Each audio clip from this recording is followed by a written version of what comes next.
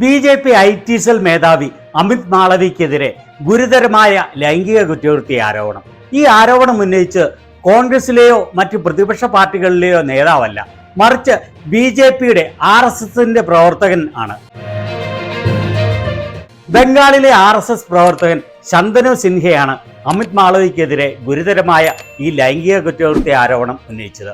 BJP. നേതാവ് രാഹുൽ സിൻഹയുടെ ബന്ധുവും കൂടിയാണ് ശന്തനു സിൻഹ.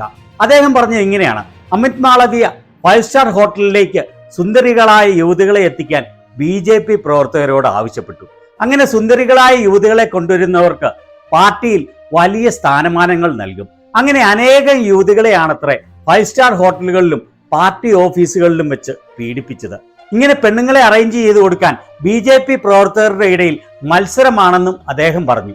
ഇങ്ങനെ ഒരു പോസ്റ്റ് വന്നിട്ട് ഒരു മീഡിയയും 3 ദിവസമായിട്ടും ഈ വാർത്ത പ്രസിദ്ധീകരിച്ചില്ല.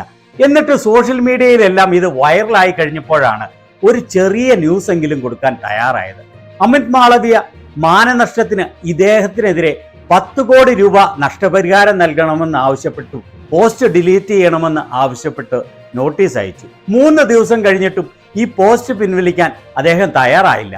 Fake news factory BJP. IT cell മേധാവിയാണ് അമിത് മാളവിയ എന്ന് എല്ലാവർക്കും അറിയാമല്ലോ.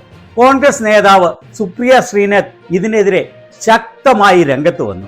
അവർ പറഞ്ഞത് ഇങ്ങനെയാണ്: मैं जानना चाहती हूं बीजेपी की IT सेल है या दरिंदों का जमावड़ा है?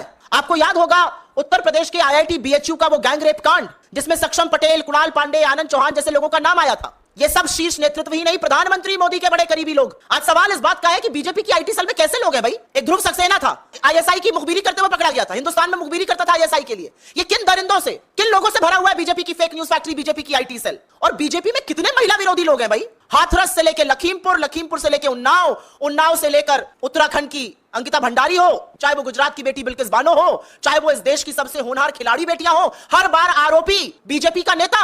कभी कुलदीप सेंगर, तो कभी चिन्मय आनंद, तो कभी ब्रजभूषण, तो कभी अंकिता भंडारी का हत्यारा जिसके पिता बीजेपी के नेता है.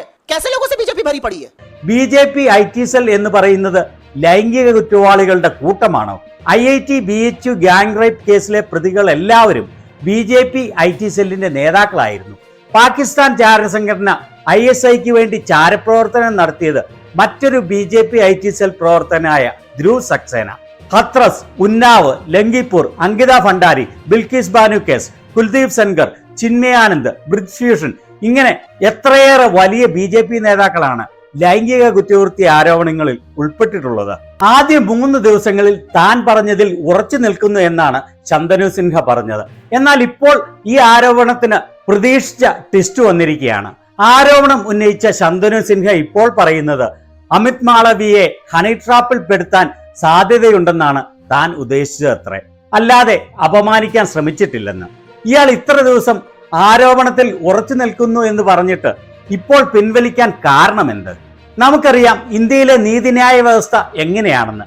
പൂനെ പോർഷെ അപകടത്തിൽ നടന്ന കൃത്രിമം അറിയാമല്ലോ. അധികാരവും പണവും ഉള്ളവൻ എന്ത് ചെയ്താലും അതൊക്കെ ഒന്നും സംഭവിക്കാത്തതുപോലെയാകും അവസാനം മിക്ക കേസുകളിലും.